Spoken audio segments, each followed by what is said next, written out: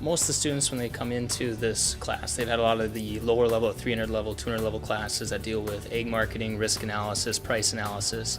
And this, the trading room, the first few weeks are spent really understanding the software, what the industry uses to analyze prices, gather data, and then interpret what the risks are. And then what tools that exist in the market, whether it's through the Chicago Board of Trade or Minneapolis Grain Exchange, these contracts that help minimize the risk and help these people. A lot of the students in here are producers that are going back to the farm. We also have people that want to go into egg lending and work in egg finance. And we also have the students who want to go on to the grain merchandising world, whether it's at an elevator, a soybean crushing plant, or working at the corporate, working with export markets. With Bill's classes, he gives you a lot of information, and it's just a matter of taking the time to sit down and process it. And being in these classes, you get a lot of the hands-on experience that traders do in the real world.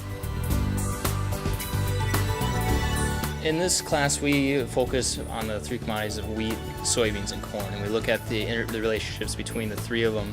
Also in the fact that the realization that all these markets aren't the same, that they aren't as liquid. So we go through trading exercise in the class where Bill has us as a wheat processor, and we look at the actual illiquid market and compare whether it's winter wheat and then also the soft red wheat in the Chicago, and how hedging in one commodity and then you actually have to roll over the hedges to another one. And that's just one exercise. We also do other exercises where you're an elevator, where you're a shuttle loader and you have so many bushels to ship out in the next 3 months, and how do you place these hedges in the different months. The students, by the time that they're finished with this class, I would believe they have a fairly good understanding of how the markets work, how the contracting works, and the struggles of actual grain merchandising. That isn't just buying and selling commodities. The hard work would be just kind of realizing where your risks lie and kind of just watching your positions to make sure you don't hurt yourself in the long run, essentially, and just kind of paying attention and watching your markets as you work too.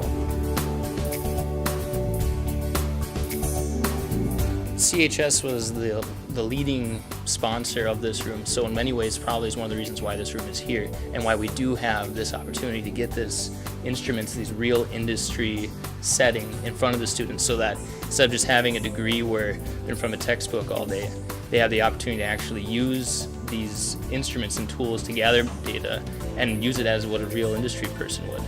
So I mean, it's this room and what CHS has done is invaluable to NDSU and its students. I felt when I went to do this internship this past summer, I was able to walk in and sit down at the desk and understand what DTM Profit X was, understand what the markets with futures contract was before I even got there. So when I got to the market, we're already, in a lot of ways, they've said 3 months ahead of the competition. And in other ways, I mean, a whole year in front of the competition. So it provides CHS with a steady pipeline of students to come into the industry and become hopefully industry leaders.